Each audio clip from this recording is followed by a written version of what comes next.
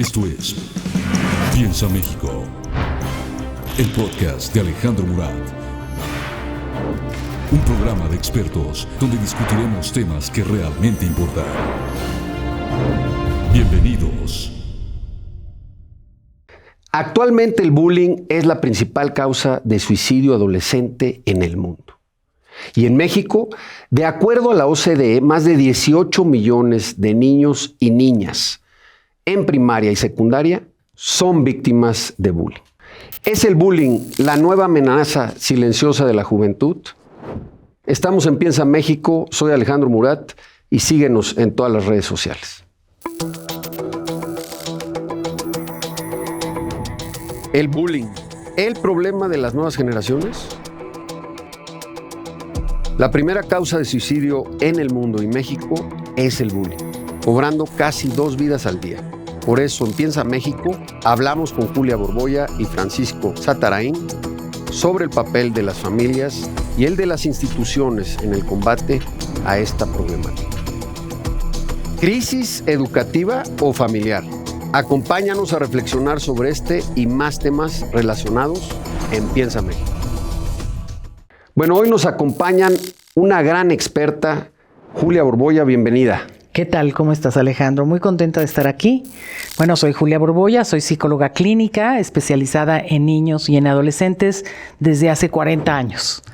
Tengo una asociación civil que se llama Antenas por los Niños y que lleva ayuda psicológica gratuita a niños en situación vulnerable. Además de una clínica privada en donde trabajo con niños y adolescentes en temas diversos y sobre todo en este tema que te ocupa en este momento que está gravísimo. Gracias, Julia. Francisco Zatarain, otro gran experto, bienvenido. Gracias por la invitación y por el espacio. Pues yo fundé Contra el Bullying AC en el 2008, ya algunos años atrás, y he venido desarrollando estrategias integrales para, sobre todo el sector educativo, para desinstalar las prácticas violentas y construir una cultura de paz en la escuela. Y bueno, el tema de bullying definitivamente es una amenaza que aqueja a la gran mayoría de las escuelas, por no decir todas, ¿no? Es un conflicto de impacto profundo, es decir, está metido en la sociedad prácticamente, ¿no? Y me parece importantísimo pues definir realmente qué es, qué no es, y de ahí pues ir a la solución, porque también quedarnos en lo grave y en lo amarillista, pues no propone nada. Y Francisco, ¿qué es el bullying? El bullying, hay varias definiciones. La más conocida es como este proceso de agresión continuada en el tiempo y dirigida a una persona en particular, ¿no? Es decir, un niño o una niña, porque además esto no es género, esto es transversal. Un niño o una niña genera agresión a un objetivo en particular, a otro niño, a otra niña, a un compañero. Y de alguna manera hay como ciertas condiciones para que se tipifique como bullying. Tiene que al menos estar 6 meses, ¿no? Que sea una agresión continuada en el tiempo y tal, ¿no? Entonces, Julia, sí. A ver, si te molestan, ¿no? Uno como papá o mamá a uno o a una de tus hijas o hijos, ¿eso es bullying? No, de alguna manera muchos papás se entienden y dicen, no, hombre, a mí cuando yo era chico me molestaban y no me pasó nada, aquí estoy, ¿no? No estamos hablando de lo mismo. El bullying, como ya lo decía Francisco, tiene que ser prolongado y tiene mucha intensidad y tiene muchas variaciones, porque cuando tú eras chico ibas al colegio y a lo mejor te decían, te peinó la licuadora, jajaja, ahí se acabó, ¿no? Y te vas a tu casa y descansas. Hoy en día el acoso es constante y te persigue a donde vayas. Entonces por eso es que toma esta gravedad. Y a ver, Francisco, si es físico, psicológico, ¿qué tipo es el bullying? ¿Cómo lo analizamos? ¿Verbal? Mira, hablar de bullying, digamos de las tripas del bullying, es la parte sofisticada de la violencia, ¿no? Este agresor explícito que va y le rompe las narices al de junto y quita al chiquito de la fila de la tiendita y tal, ese es mucho más sencillo de resolver. Aquí el gran reto es aprender a identificar quién está atrás de esta máscara de guapo, popular, simpático, carismático, ¿sabes? Y sobre todo, a mí me gusta esta amenaza silenciosa. Yo tengo una conferencia que se llama Un enemigo invisible, ¿no? Y la palabra clave me parece invisible porque las agresiones dentro del fenómeno de bullying son invisibles a la conciencia de la sociedad, ¿sabes? Hay inclusive el peor enemigo para avanzar en la solución del bullying es la normalización de la violencia, ¿no? Entonces hay muchísimas formas de control que ni siquiera están tipificadas como agresión, ¿no? Entonces, pues si el chantaje no es agresión, pues entonces no pasa nada y me chantajean y yo chantajeo y nadie denuncia nada porque no hay nada que denunciar. No, ¿sabes? y además era una broma. Ay, qué delicado eres, ¿no? Era una broma, estamos bromeando, no tiene nada que ver. O sea, tendemos a minimizarlo. Y eso, a ver, Julia, aquí hay papás, mamás que nos están escuchando. Y como es silencioso, claro.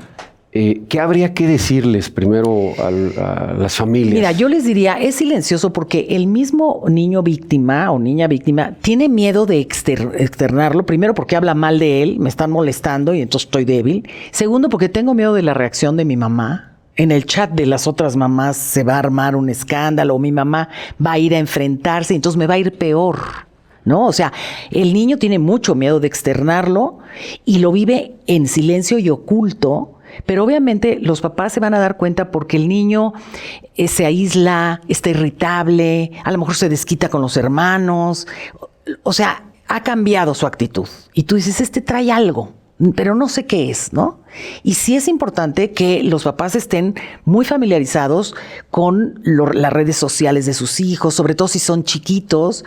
Yo siempre digo, cuando tú le enseñaste a un niño a manejar los cubiertos, no le diste el cuchillo de la cocina. Le diste un cuchillito de plástico. ¿Por qué los papás les dan a los niños celulares súper sofisticados que tienen acceso a tanto a redes sociales de principio? Claro. Esto los descontrola y los mismos papás se ponen en situación de fracaso, porque ¿cómo controlo lo que el niño está viendo, está oyendo o está recibiendo en ese celular que le di porque yo quería controlarlo? O sea, lo di por seguridad, para saber dónde está, qué hace, pero realmente no es para eso, ¿no? Y a ver, Francisco, si eres un niño, una niña, un joven, hablábamos de que hoy, lamentablemente, México, a nivel secundaria, es el país con mayor porcentaje de bullying en el mundo. ¿Qué les tendríamos que decir si nos están viendo en alguna de las redes sociales? ¿Cómo transmitírselo a sus padres de familia, a sus madres, a las mismas escuelas? Aunado a lo que Julia dice, los niños, mucho se ha apostado por la denuncia y la denuncia no funciona y no ha funcionado. Y la razón, además de lo que ya bien dice Julia, es que el fenómeno es a nivel percepción, es decir, el niño se atrapa entre miedo y confusión. El niño ni siquiera sabe reconocer que está siendo violentado, ¿no? Entonces esto es como muy fino. ¿Por qué? Porque, insisto, si no estoy siendo violentado, no hay nada que denunciar. Y la confusión es, no sé si es broma, es en serio, no sé si todos nos llevamos así y yo soy el histérico paranoico que me lo tomo en serio, ¿no? Entonces, como está manejado, como así nos llevamos y tú eres el que no estás aguantando, pues tampoco claramente puedo ir a decir me están haciendo esto. Por eso les decía al principio que la agresión explícita, la violencia física o el insulto, ese sí es muy sencillo, porque la sociedad lo reconoce. O sea, me acabas de decir eres un tal por cual. Ya puedo ir con la maestra, con el maestro, y el maestro va a reconocer que le dijiste tal. No, pues eso sí no se puede decir, ¿no? Pero si me invitas a la fiesta y con el lenguaje no verbal me dices, pues ojalá no vayas, o si vas a ver qué te va a pasar, pues entonces eso ya no lo sabe detectar la sociedad. No, y de cara a los papás, ese bully es un niño encantador. Señora, muy buenas tardes, ¿no? Y tú dices, no puede ser es encantador. Y además los niños intentan de principio resolverlo. O sea, Sí, no, claro. yo no soy así. Me contaba un chico que pusieron en las redes del colegio que él era drogadicto. Y entonces él dijo, no, yo no soy eso. Y no, y el hecho de querer como arreglar las cosas hizo que entonces otra compañera lo quisiera defender. Ay, ¿cómo dicen? Tú cállate. Entonces le tocó a la otra y se armó, ¿no? Un rollo tremendo en el cual, obviamente, pues yo ya también participé, ¿no? Entonces ya tampoco quiero decir porque yo también dije, o me enojé y contesté igual, ¿no? Ahí como dice ¿Y las Francisco, escuelas qué deberían de hacer ahí, Julia? Pues las Por escuelas ¿están tienen- preparadas? ¿Hay protocolos? Mira, yo sí creo que todas estas nuevas maneras de agresión, como dice Francisco, veladas a través de redes sociales o veladas atrás de la maestra. O sea, no necesariamente tiene que ser a través del ciberbullying, sino el bullying Este es hipócrita. otro pues elemento extra, el ciberbullying. Sí, una cosa es el bullying en general, que es molestar, como ya lo decía Francisco, por un tiempo mínimo de 6 meses de manera insistente, descalificando, agrediendo psicológicamente o físicamente, te excluyo, el ghosting, ¿no? No existes, ¿no? O el ciberbullying se refiere al acoso entre pares a través de las redes sociales. No es lo mismo el acoso cibernético, que puede ser de un adulto a un niño, al ciberbullying. El ciberbullying está clasificado como un acoso entre pares, entre semejantes y entre niños o adolescentes.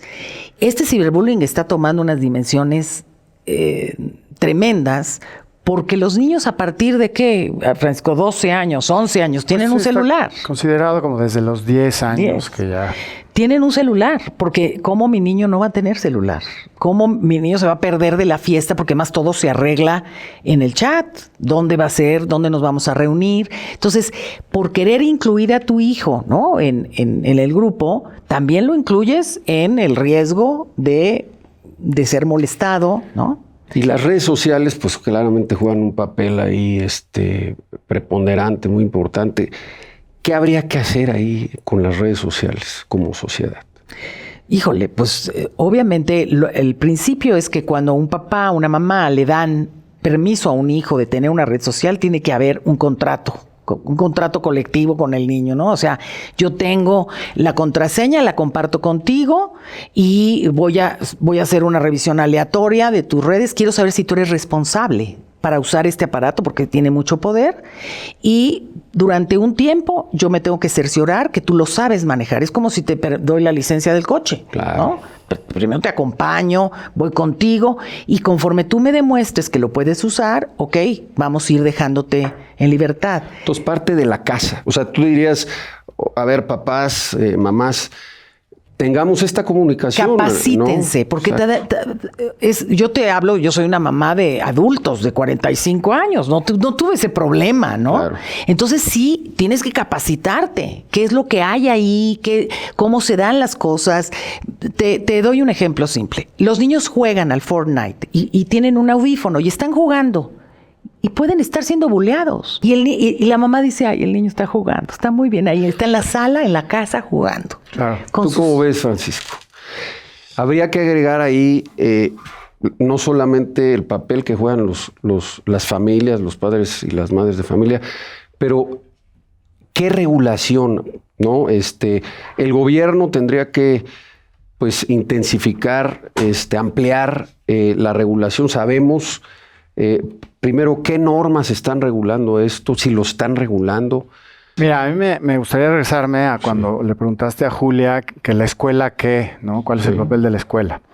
La definición de bullying que a mí más me gusta no es la que les dije, que es como la conocida, sino hay autores que ya llegaron a definirlo como una patología en la organización.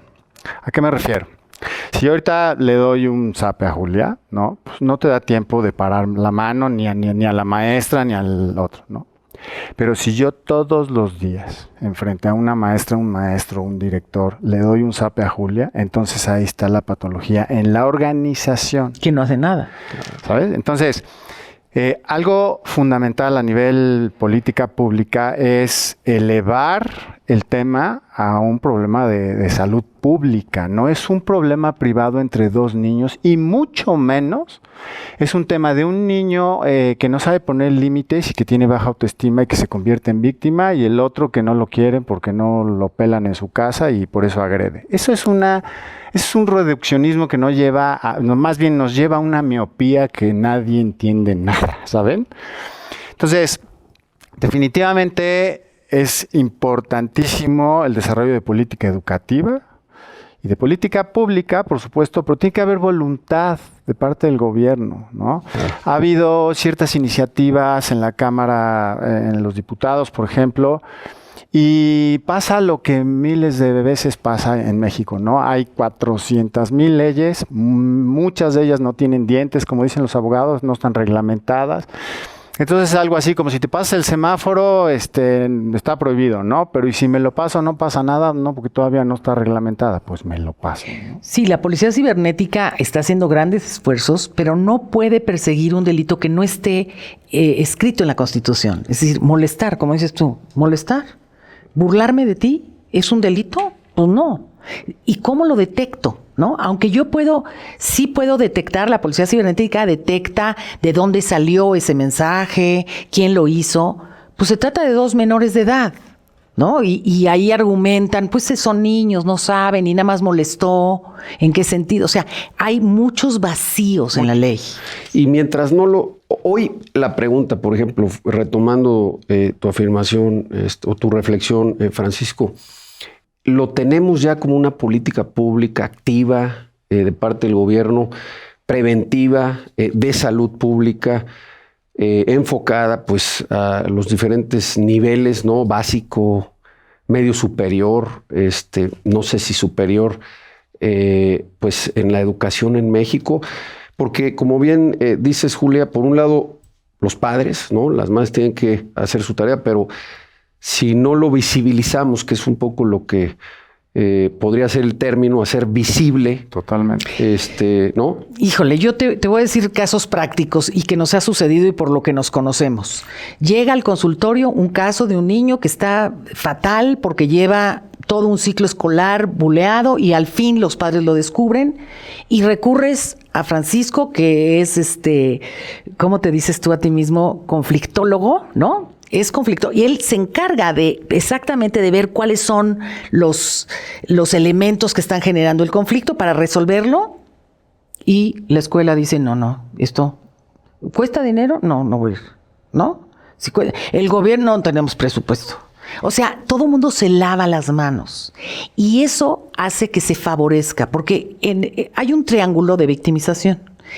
Es el victimario, el que bulea, la víctima y el facilitador. Siempre hay un facilitador, ya sea de la víctima, pobrecito, ay, yo te voy a ayudar, o vente a mi casa, o sea, te facilito que seas víctima, te gusta ser víctima, o facilito al victimario. Hijo, qué bárbaro, no, eres el hit, eres el líder, yo contigo, vimos el video de la niña que murió con todos los porristas, dale, con el que grababa, no hubo uno que fuera a detenerlos, a detener a las niñas, ni uno.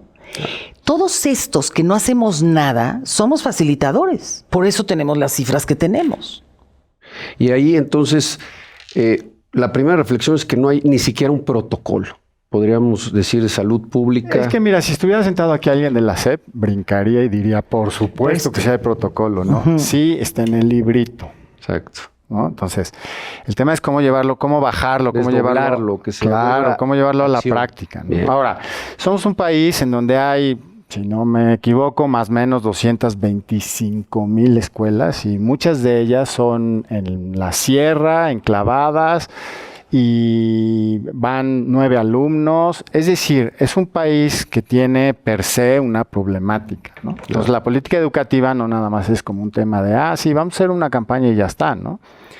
Sin embargo, comentaba antes que empezáramos acá, comentaba con Julia que las soluciones ya están. Sí. Y están probadas y han funcionado, ¿no? Por ejemplo, tuve oportunidad de trabajar hace X número de años, no me acuerdo, con el gobierno de Coahuila, Yo diseñé un software que hoy identifica perfectamente bien en una escuela de 700 alumnos, en un día se mapean todos los grupos, identifica perfectamente bien quién es el agresor, quién es la víctima, quién está en esta posición de rechazo y quién es el constructor de paz, y además cómo están vinculados entre ellos, etcétera, ¿no? A partir de ahí es de donde se teje la estrategia, ¿no? Porque ya otra vez, lo fino no es lo mismo un agresor que el grupo ya lo reconoce y no quiere estar con él, ¿no? Entonces es como, ok, ya sabemos que tienes el poder, pero no te nos acerques porque nadie lo quiere invitar a la fiesta porque la echa a perder, ¿no? Va y le rompe la cara al de junto. O el agresor que es el gran popular o la gran popular, ¿sabes? Entonces, no es lo mismo esta estrategia que esta estrategia. Entonces, a nivel población, lo que los papás es donde pueden generar un papel preponderante es importantísimo, primero, reconocer de qué se trata un bully. ¿Qué hace un bully? Un bully se levanta y, ¿no? O se levanta a qué, por así decirlo, ¿no? Lo que busca un bully es demostrarse que tiene el poder de someter a alguien y por medio de ese sometimiento ganar el reconocimiento grupal. Es algo así como el domador del circo que le truena los dedos al gran león con garras y el león se somete y entonces el público aplaude, ¿no? Eso es uno. Hay que identificar, no eres el popular, sino te levantas todos los días a ver a quién sometes, ¿no? Porque entonces yo ya puedo distanciarme, ¿no? Ya no es la sorpresa de que yo estoy pensando que estamos jugando y tú lo que estás haciendo es buscando todas las oportunidades, que lo comentaba Julia, todas las oportunidades para volver a someter. La segunda estrategia, es de los niños, es que aprendan a reconocer cuáles son las estrategias de control. Las primeras 4 o 5 son visibles para la sociedad, como es la 1, o violencia física e insulto, es la más visible.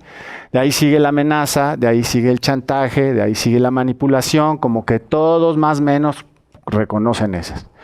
Pero luego son 12 grandes estrategias que además ya están perfectamente reconocidas y es transcultural, ¿no? En China, Chile, África, México, cualquier país, son las mismas 12 estrategias. Y las últimas 3 o 4 ya no las conoce la sociedad, como es el doble vínculo, la instrucción paradójica, la puntualización, nominalización, ¿no?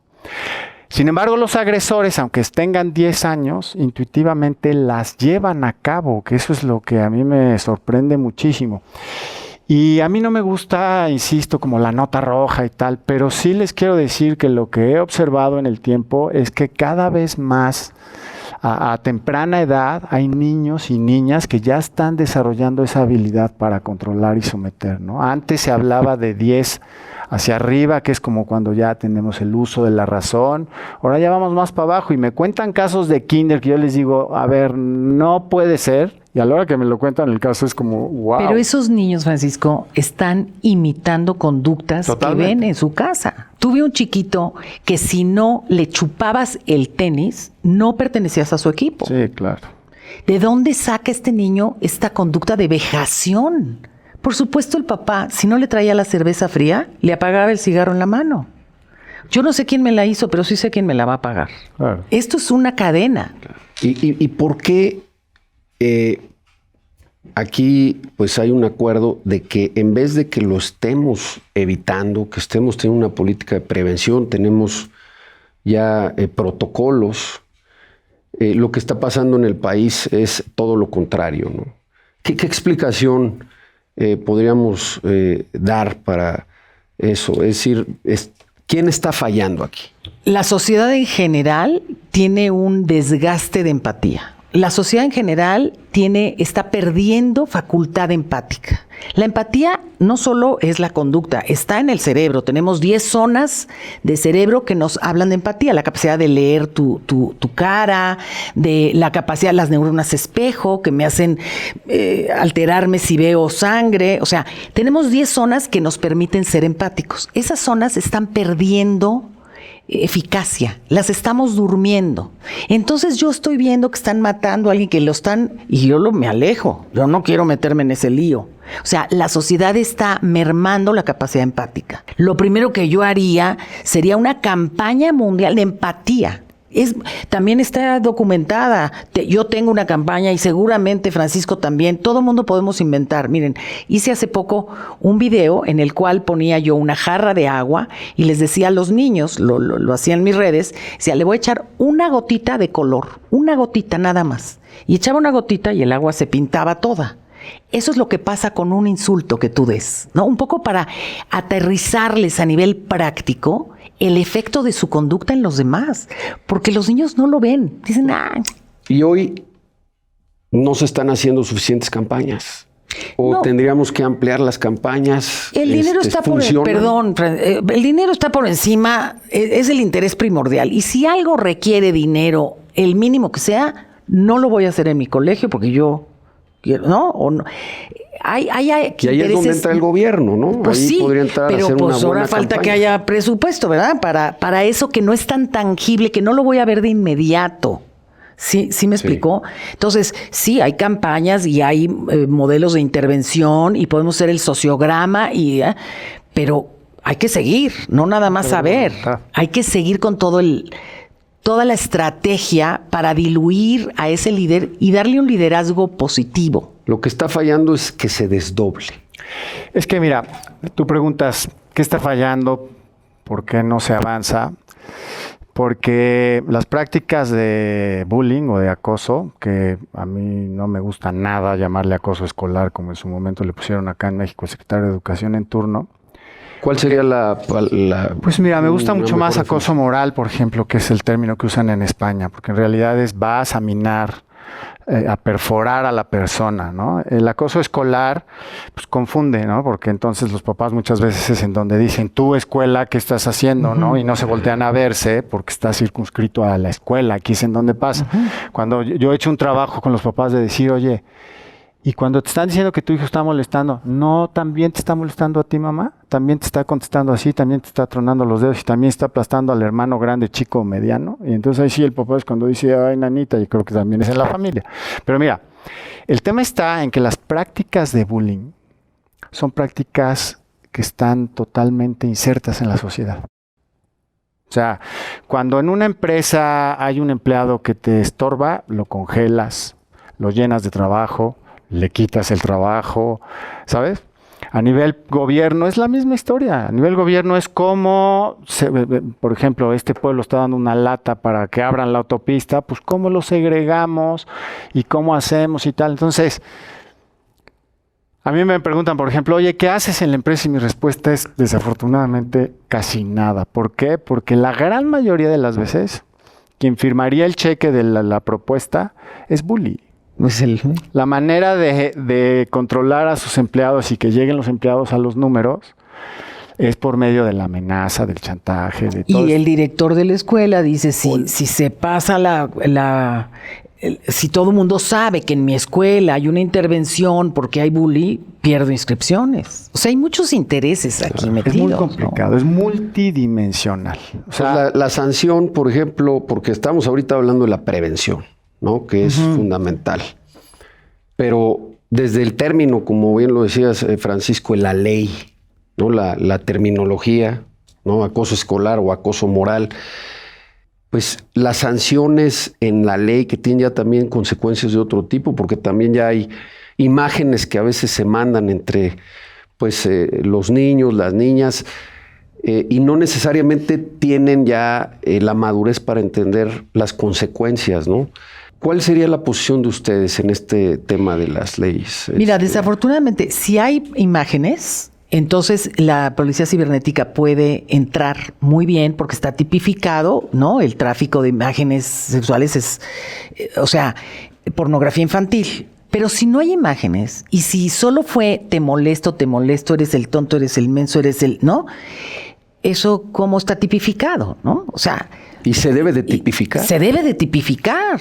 Y se debe tipificar, pero sobre todo el efecto moral es devastador. O sea, sí, al grado suicidio, que genera un suicidio. No hemos hablado del número de suicidios que hay. Porque llega un momento que país, te lo crees. ¿No? Mira, no sé si te ha pasado que te llegue una publicidad de algo, ¿no? Te llega el ayuno intermitente y 20 veces te hablan del ayuno. Llega un momento que dices, Oye, pues no estará tan mal, ¿no? Sí, pues una mentira contada muchas veces. Una mentira. Se vuelve verdad, claro. Entonces, claro, llega un momento que te convencen, ¿no? De estas cosas. Y esto es algo muy, muy peligroso. Porque entonces, imagínate que te convencen de que no vales nada. Te convencen de que eres un enano baboso o eres un estúpido. Te convencen todos los días dosis de eso. Es una tortura. Te conviertes en eso, además. Te conviertes en lo que te dicen. Las consecuencias, Julia, no solo la pérdida de confianza, autoestima, desde ansiedad, depresión, autolesión, hasta llegar al suicidio, ¿no? Y por eso sería importante tipificarlo. Por supuesto. La autolesión, cuando un niño o una niña se autolesionan, lo que les pasa es, quiero sentir aquí para no sentir aquí. ¿Sí? Claro. Eso es un grito de ayuda, ¿no? Entonces, echar ojo y tomar medidas y sí, abrir el tema como lo estás abriendo tú ahora, para que todo mundo hagamos algo y no seamos solamente facilitadores de que esto ¿Tú cómo ves, Francisco?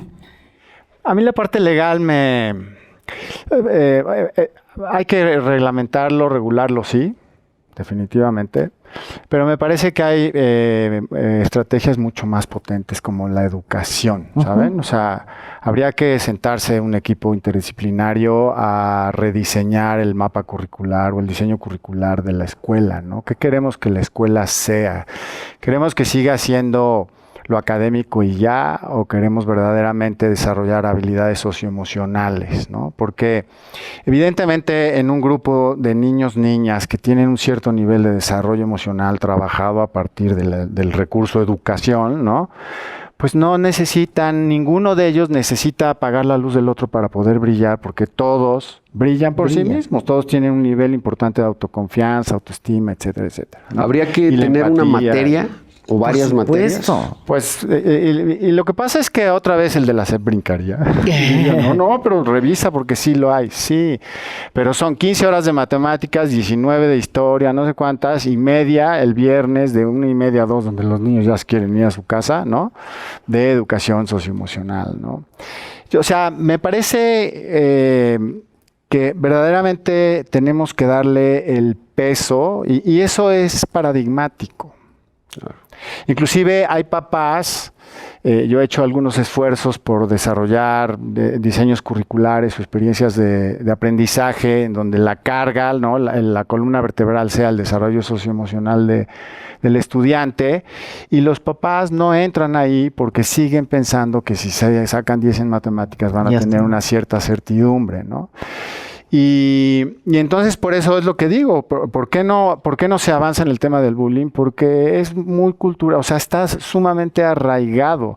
Y desafortunadamente, mamá, papá, a nosotros mismos desde chiquitos nos amenazan y nos mienten 500,000 veces. O sea, estamos en la cuna y nos están diciendo que si no nos tomamos la leche nos van a caer los dientes, y vamos al centro comercial y desde el miedo de la mamá nos dice que si nos alejamos medio metro nos lleva el coco y nos va a comer, ¿sabes? Sí. Entonces, ¿cómo la que me dice mentiras puede inspirarme a que yo no diga mentiras, ¿no? O veo, igual lo toca el tema Julia, este modelo reactivo conductual de cuando papá y mamá entran en conflicto, pues se dejan de hablar 2 meses, pues no hay en lo absoluto un desarrollo de habilidades para negociar y resolver conflictos, ni en la escuela. Las escuelas hoy, por ejemplo, se mueren de miedo de que los niños entren en conflicto. Y el conflicto es el vehículo para profundizar la relación, además de que es inherente. Entonces, hacen todo porque no entren en conflicto. ¿Por qué? Porque si no, entonces viene mamá y papá y amenazan que van a ir a la SEP y que van a demandar. Y luego la cultura mexicana, no podemos ser tontos, ¿no? De clientelismo, de soy amigo del secretario y el secretario, y una bola de tonterías que no abonan en lo absoluto a la solución, ¿no? Y en la etapa actual del país, aparte, pues, viendo estas imágenes que vemos en las redes sociales a nivel mundial, caso de Estados Unidos, de niños que ya llevan armas a las escuelas. No, pues el Estado de México, ya ni Estados Unidos, en el Estado de México hace una semana. Eso, Julia, ¿qué podemos esperar que esto se empiece también a replicar en el país? Sí, claro. La educación ya a través de armas, de poder, ¿no? Me contaba una chiquita que dice, el papá me decía, le regalé a mi hija un reloj que yo había usado a los 7 años y que conservé todo este tiempo y se lo di. Y mi hija llegó muy triste al día siguiente porque llevó y la niña de al lado le contó a su papá y el papá fue a Amazon, ¿no? Y le compró un reloj mejor. ¿No?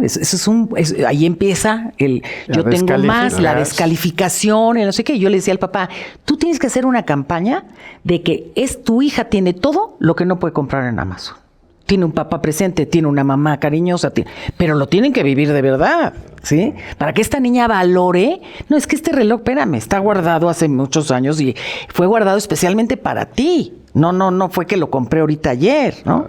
Pero también te das cuenta de la carencia de la otra chiquita, ¿no? Y este niño bully, claro que tiene una historia atrás, tiene una historia todos son víctimas, aquí todos son víctimas. Nadie sale a molestar porque sí. Yo salgo a molestar porque traigo... ¿Desde la vulnerabilidad? Pues no, porque me siento mal y porque quiero poder, porque no lo tengo. Francisco, hoy también la narcocultura, pues seguramente está o va a jugar un papel o ya está. No, ya juega desde hace años. Cuando les compartía que tuve oportunidad de trabajar en el estado de Coahuila, que es un estado complicado en ese tema, pues a veces pensamos como que los narcos viven quién sabe en dónde ¿no? Y nada más los vemos como en las noticias, pues no, o sea, el hermano del sicario pues va en segundo de secundaria, ¿no? Y entonces el maestro y la maestra se mueren de miedo y los compañeritos se mueren de miedo, ¿no? Eso por un lado. Y entonces, pues si este chamaquín empieza a tronar dedos, ¿quién lo para, no? Por un lado. Por el otro lado, también viene el reto gigantesco de la pobreza, la desigualdad, la inequidad, en donde hay ambientes de pobreza extrema y este niño llega, ¿no? Y se baja de una super mega camioneta y trae cosas colgando, etcétera, etcétera. Pues evidentemente yo quiero ser igual, ¿no? Y entonces no nada más es como un rechazo, pero qué miedo, entonces no puedo poner un límite, sino más bien es como, pues yo me quiero convertir en ti, ¿no? Y yo directamente he preguntado a niños y niñas, ¿tú qué quieres ser de grande? Narco. Pues imagínate, ¿no? Sí es... Antes querían ser bomberos, ahora no, ¿para qué quiero ser bombero? Quiero ser narco. Sí. Quiero tener poder. Y es esa búsqueda de poder a partir de esta exclusión social enorme que hay, ¿no? Porque ciertamente estamos en un país en una inequidad gigantesca. Entonces, claro, si hay un camino, y además yo no tengo estas bases sólidas familiares, un núcleo familiar en donde no haya violencia intrafamiliar, en donde el padrastro no me esté molestando, acosando sexualmente, o la madrastra, o etcétera. Por un lado no hay esto, y por el otro lado, el otro día oí un dato horrible, no me acuerdo cómo era, pero algo así como el que nace, solo el 1%, una nada, de los que nacen pobres salen de la pobreza, ¿no? Entonces, claro, si yo nazco en ese ambiente y veo un atajo, pues lo admiro y quiero ser eso, ¿no? Y eso implica violencia. Que tiene que ver con esta parte que decía Julia también, es decir, traes todo lo material, que lo ves en las redes sociales, lo ves todos los días, ¿sí? ¿No? Y por el otro lado, pues falta, ¿no? Por diversos problemas internos familiares, ese espacio de cercanía, de convivencia. ¿No? De convivencia. Mira, tengo muchos años y yo te puedo decir que nunca supe en qué coche fueron a recoger a mis compañeras del colegio, ni qué tenis traían. O sea, no era un tema que importara.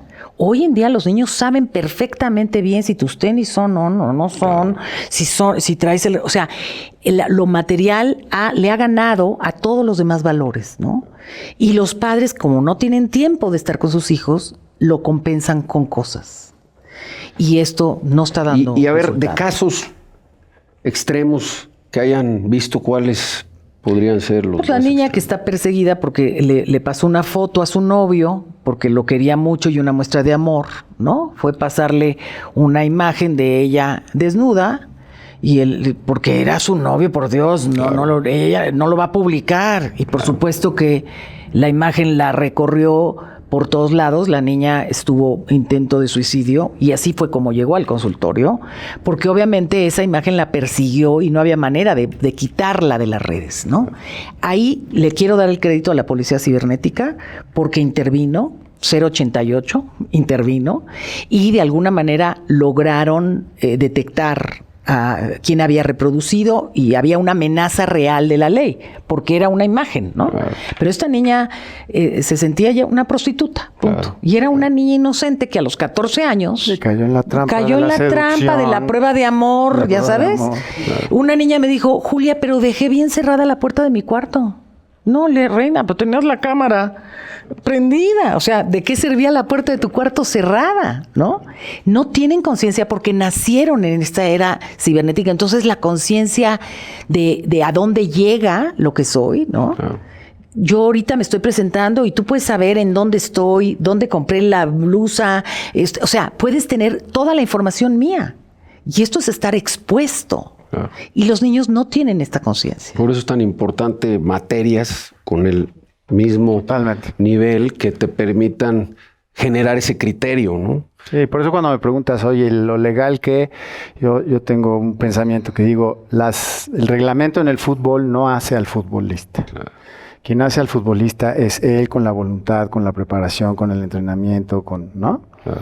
Acá es lo mismo, ¿no? Si hablamos de empatía, no importa que si no eres empático te puedan meter a la cárcel, ¿no? No te vas a conducir con empatía en la vida y si te cachan, pues te meten y si no te cachan, pues no te meten, pero no la ley hace que yo desarrolle empatía, ¿no? Pero el público... Sin embargo, sí tiene que estar contenido a nivel social. Por eso dije, lo legal sí, pero yo apuesto más por una política. ¿Tú tienes algún caso así de extremo? Sí. La violencia en las escuelas son las grandes ligas. A la fundación han llegado casos varios de niños y niñas que el maestro dando clase, ahí en el pizarrón y en las bancas de atrás, un niño o una niña obligado a hacer sexo oral, por ejemplo. Así de grave, ¿no? Otro caso, 4 niños en el baño le metieron una botella a otro niño, le destrozaron los músculos, no tenía ni un solo peso para arreglarlo, el gobierno decía, pues yo no fui, fue TT, los papás con un nivel de educación ínfimo y el niño pues destrozado, ¿no? Yo quisiera preguntarles, y es una pregunta abierta, Julia, Francisco. Primero, ¿cómo detectar cuando hay una bandera roja, ¿no? Si eres papá o mamá, de que tu hijo, tu hija está sufriendo bullying. Hay un cambio en la conducta, definitivamente lo notas más irritable, a lo mejor se desquita con los hermanos, ya no quiere ir a la fiesta, y tu amigo fulano, no, ya ahora no ha ido, no está, muy evasivo, sin querer dar mucha comunicación y sobre todo muy retraído y muy irritable, es porque está recibiendo agresión y no tiene cómo sacarla. Ahí hay que poner atención y decirle, ¿me puedes contar lo que sea? No voy a armar un escándalo, por favor aclárenlo, porque el niño tiene miedo. No voy a ir a tu colegio, no voy a regañar a ese niño, pero juntos podemos encontrar una solución. Francisco. Por medio del lenguaje, ¿no? El lenguaje, cuando alguien está siendo victimizado, empiezan a generalizar. Nadie me quiere, todos me odian, yo nunca puedo, todo me sale mal, nada logro, ¿no? Y por supuesto estos cambios le fascina el fútbol y es de la selección y de un día para otro ya no quiere ir al fútbol, ¿no? O ya no quiere ir a esa fiesta. También un poco más fino es pues el clásico efecto del domingo en la tarde, en donde sábado ha estado contento jugando en otro ambiente, en donde se siente seguro o libre de la amenaza del acoso, y el domingo pues no quiere ir al colegio o múltiples enfermedades, me duele la cabeza, me duele el estómago, me duele el dedo, en fin, ¿no? Y cada domingo le duele algo, pues es así como demasiada coincidencia, ¿no? Y como papá, como mamá, ¿qué consideran si pues identifican esas banderas rojas? ¿Cuál debe ser la acción? Yo, por ejemplo, tengo 4 hijos, 3 niñas, un niño. ¿Qué acciones debiéramos de tomar? Yo aconsejo mucho a los padres ser grandes actores. ¿A qué me refiero? A que cuando un niño te dice algo, no te alarmes evidentemente porque ellos tienen miedo, no quieren que te preocupes y tienen miedo de tu posible reacción, ¿no? Entonces, decir, oh, hombre, sí, puedo entender que te sientas muy mal, ¿cómo lo resolvemos? ¿Cómo hacer equipo? ¿No? Para que el niño se sienta un poco más tranquilo, no voy a hacer nada que tú no me autorices, ¿no? Para que el niño baje la defensa, porque sí es verdad que hay papás o mamás que toman papeles protagonistas y entonces ya no es un bullying de pares, sino un papá amenazando a un chiquito de 9 años o una mamá defendiendo a su niño enfrente de todo el salón. Claro. Comunicación, Francisco. Sí, mira, a mí me parece fundamental que los papás, aunque todavía no pase, que también hay que generar la cultura, porque acá en México no vas con un abogado cuando no tienes una demanda encima, por ejemplo, ¿no? ¿Para qué voy con el abogado? Pues acá igual, ¿no? Pero los papás es fundamental que entiendan a profundidad el fenómeno, porque ellos hacen... Cuando entran, claro, desde el enojo, desde el miedo, desde la tristeza, cuando ya por fin el niño ya no puede más o la niña no puede más y cuenta, entonces entran consejos que no sirven para nada, ¿no?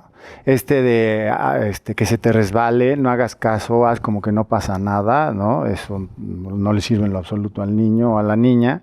Estas ganas de la mamá de decirle, no, pero si tú eres inteligentísimo, el niño no se experimenta inteligente. ¿Por qué? Porque en el bullying el agresor se encarga de cada vez que se equivoca hacerlo visible al grupo y el grupo acaba modificando la percepción.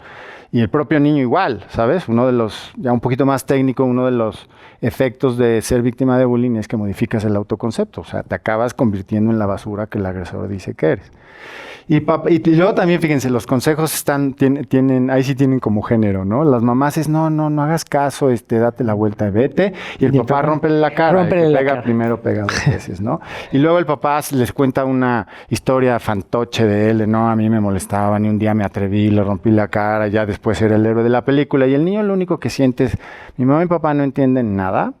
2, la vergüenza crece porque es, pues si mi papá puede, yo no. Todavía peor, ¿no? Peor, ¿no? Porque además, pues yo lo voy a decepcionar, ¿no? Él sí pudo, yo no pude. Y 3, cuando hablamos de un bullying sofisticado, que ese es al que yo me he referido, si el niño reúne la fuerza y se voltea y le pega un descontón, el bullying sofisticado lo que va a hacer es ir a la dirección, a acusarlo con la sangre aquí y 4 testigos. Uh-huh. Y los testigos no van a decir mentira, van a decir, sí, Francisco le acaba de pegar, ¿no?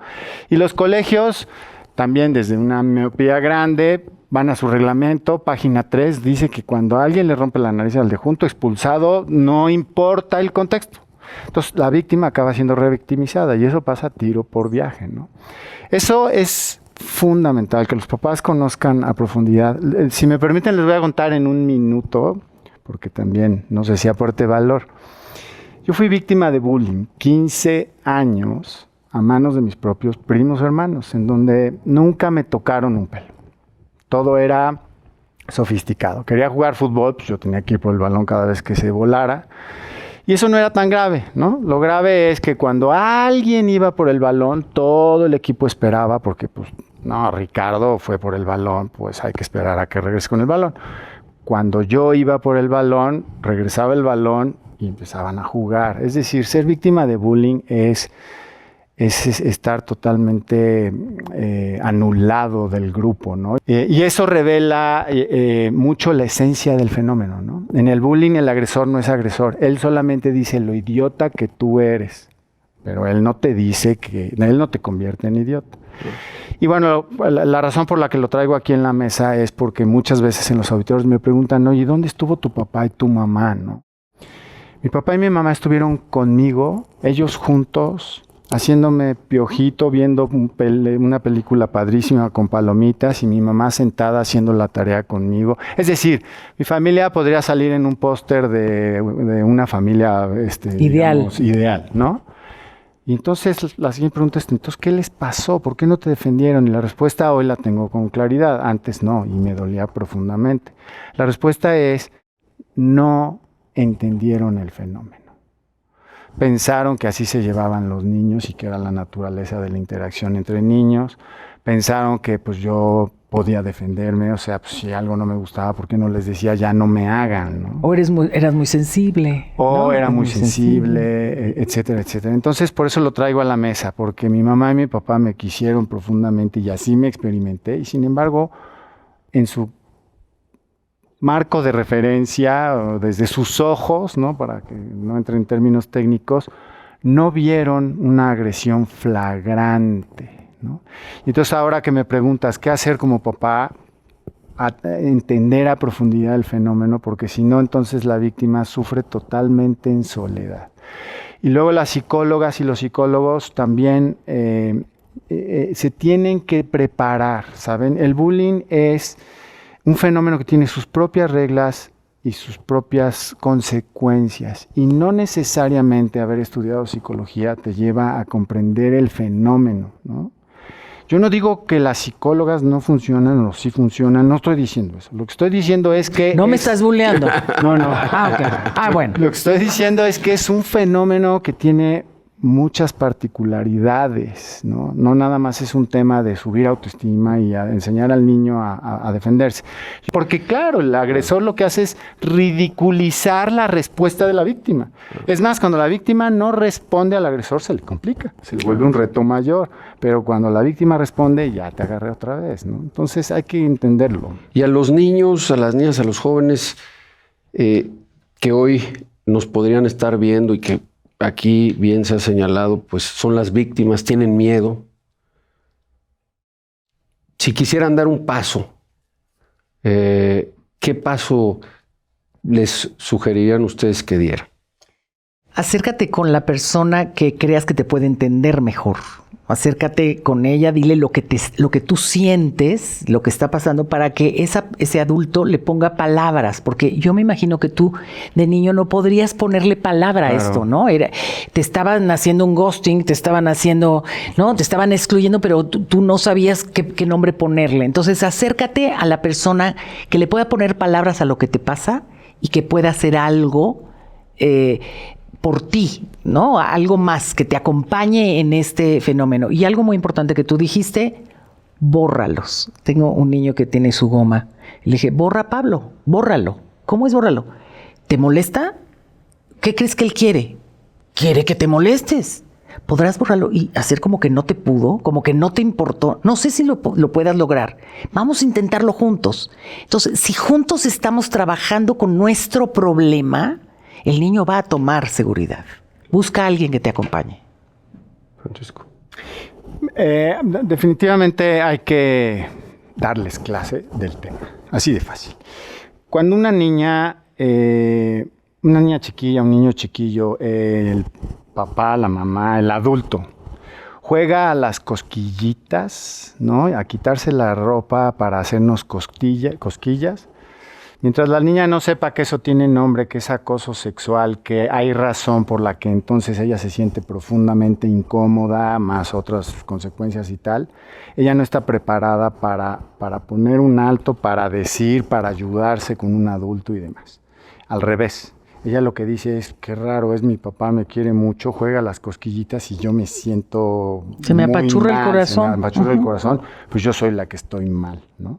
Entonces, hay que saber nombrar. En el bullying es lo mismo. Por eso una de las palabras claves, y por eso decía que me gustó mucho esto de visibilizar, es que los niños definitivamente sepan reconocer que lo que me estás haciendo es una agresión. ¿Cómo se llama? Que pertenece a una estrategia pensada, porque muchas veces también es, oye, pues los agresores no saben lo que hacen, ¿no? Pues qué raro que no sepan, porque cuando está el adulto, chantajean, porque está el adulto. Cuando no está el adulto, entonces amenazan. Cuando está el grupo, por ejemplo, esto que comentaba Julia muy así rapidito en algún momento de esta entrevista, una de las estrategias que me parecen rudas es sitiar a la víctima. ¿Cómo? Son súper buenas gentes con los papás de la víctima, son educadísimos y tal y no sé qué.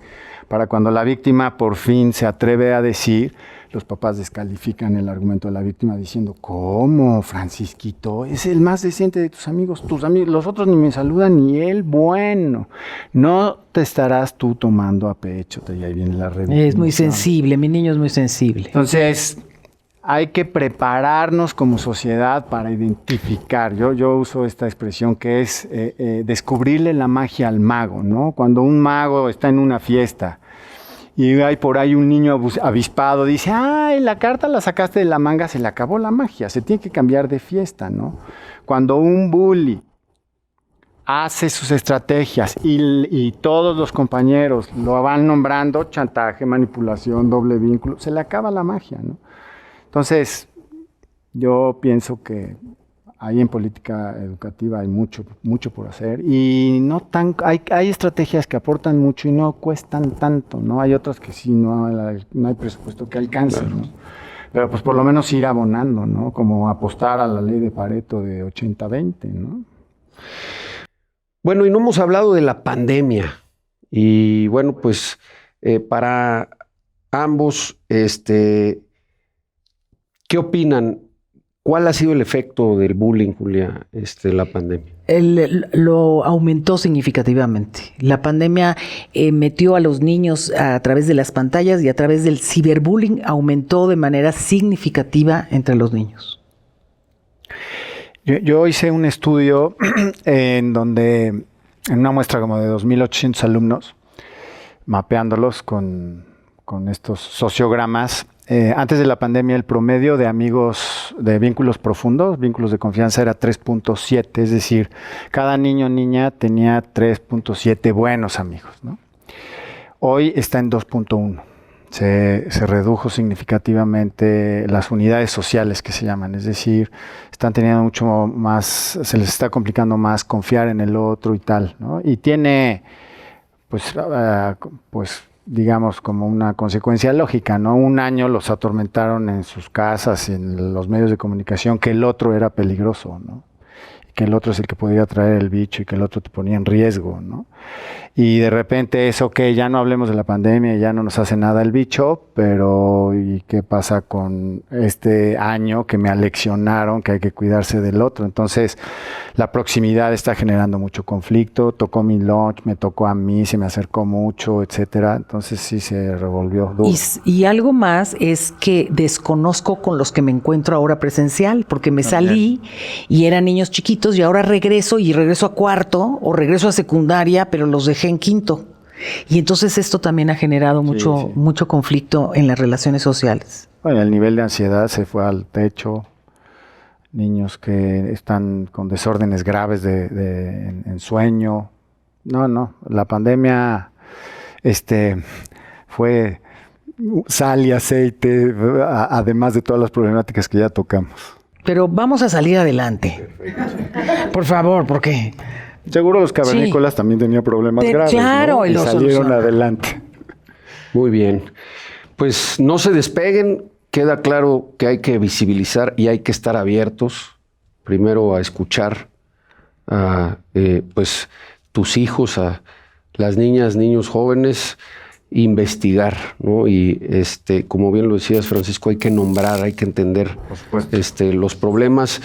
Y bueno, pues esto nos lleva al siguiente bloque, que es mito, realidad o chisme. Estamos en Piensa México. No se vayan. Soy Alejandro Murat. Piensa México. Continuamos.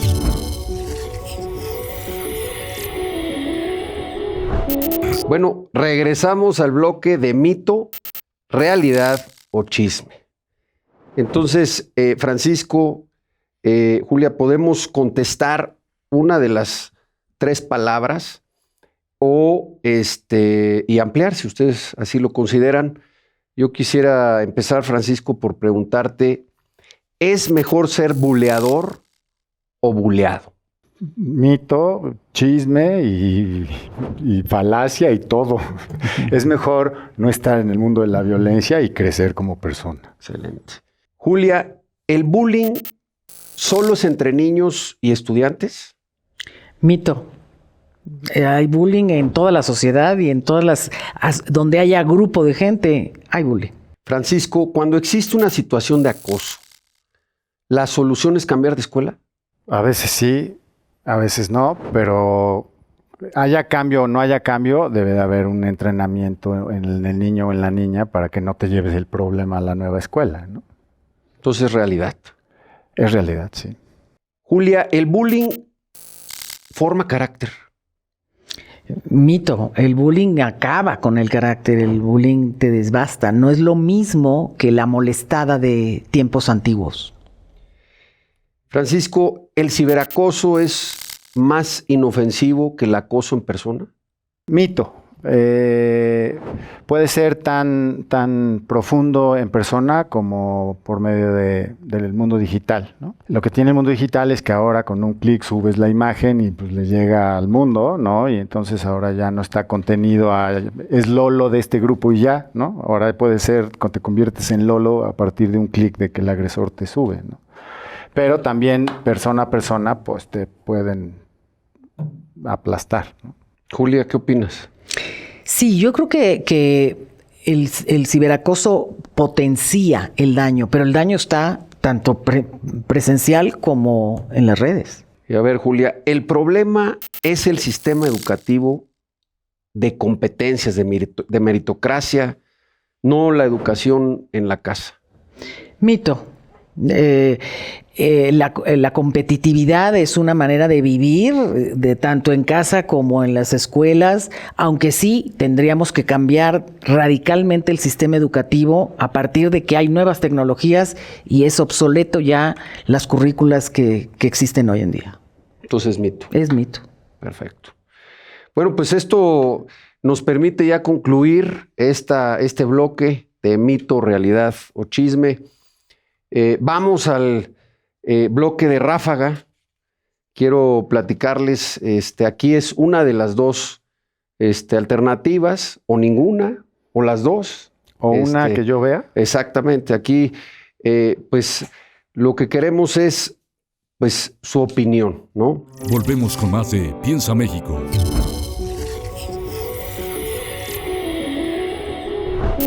Empezamos contigo, Julia. Uh-huh. ¿Educación o sanciones? Educación, definitivamente. Francisco, ¿cambiar de escuela o resolver con las autoridades escolares? Resolver con las autoridades escolares. Julia, ¿afecta más a las infancias que a las y a los adolescentes o a personas adultas?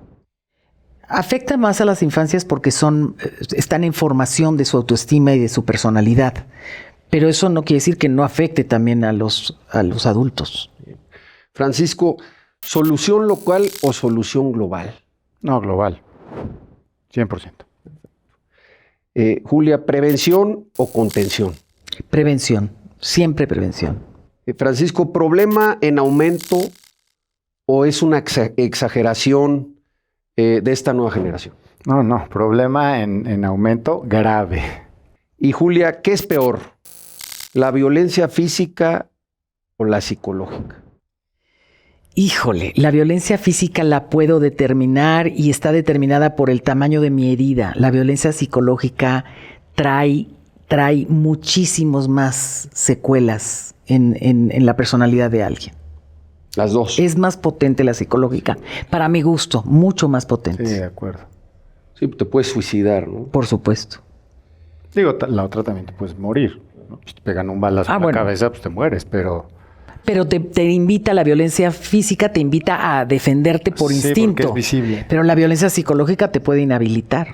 Claro. Francisco, ¿crisis educativa o familiar? Ambas. Bueno, pues hemos concluido, pero tenemos pues un bloque que nosotros pues consideramos muy relevante, especialmente con ustedes que pues son referentes en este pues fenómeno.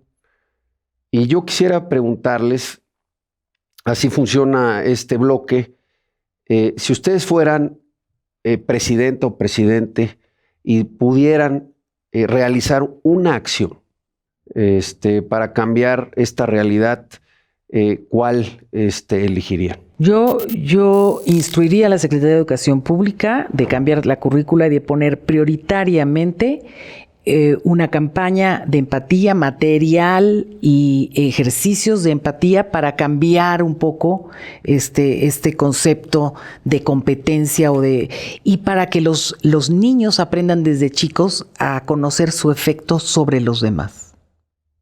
Francisco. No, pues es que ya me copió. Ya te gané. Bueno, el siguiente sexenio te dejo. No, ya van a decir copión, eso ya lo hicieron antes. Ese es el problema, ¿ves? No quieres seguir con mi programa. Exacto. Y se pierde. Eso es lo que hacen los políticos. Sí. El programa del de atrás. El de atrás no lo quiero, pero... Acuérdate que acá en la Ciudad de México hay que pintar los taxis de color específico cada sexenio, ¿no? Continuidad. Continuidad. Claro. Yo también iría por el tema educativo, ¿no? No olvidar que el objetivo número 1 de la escuela es la socialización antes que el tema cognitivo, ¿no? Entonces, nivelar el currículo. Perfecto. Y bueno, pues yo a ustedes que hoy nos siguen aquí en Piensa México, también les preguntaría, ¿y si tú fueras presidenta o presidente, qué harías? Ya saben, síganos en todas las redes sociales y todas las plataformas. Soy Alejandro Murat y estamos hoy aquí en Piensa México. Seguimos con Piensa México. Bueno, hemos llegado al fin de este programa de Piensa México y yo quisiera, pues, Julia, Francisco, pues pedirles sus conclusiones finales. Yo creo muy importante que los padres de familia trabajemos en enseñar a los niños a saber cuál es mi efecto sobre los demás, voltear a ver al otro, entender al otro y ponerlos a cuidar algo, una plantita, un animal. Todo eso fomenta la empatía y te sensibiliza para bajar los niveles de agresión. Gracias, Julia. Pues hay que definitivamente asumirnos responsables, hacernos cargo de nuestros sentimientos, de nuestras emociones, de lo que pensamos. Por supuesto, voltear a ver al otro, ¿no? Quitarnos de esta necesidad de yo brillo a pesar de lo que sea, ¿no? Y algo que yo he aprendido en la vida y ahora pues lo vivo es este descubrimiento de que el verdadero disfrute está en el dar y no en el recibir. Yo con eso me quedaría. Bueno, pues a todas y a todos los que hoy nos vieron, agradecer mucho a Julia Borboya. Muchas gracias, Julia, por estar hoy aquí. Francisco Zatarain, muchas gracias por acompañarnos. Y bueno, pues este enemigo silencioso, este fenómeno, esta amenaza silenciosa que es el bullying, hay que enfrentarlo. Piensa México, soy Alejandro Murat. Síguenos en todas las redes sociales y compártanlo. Esto es Piensa México, el podcast de Alejandro Murat.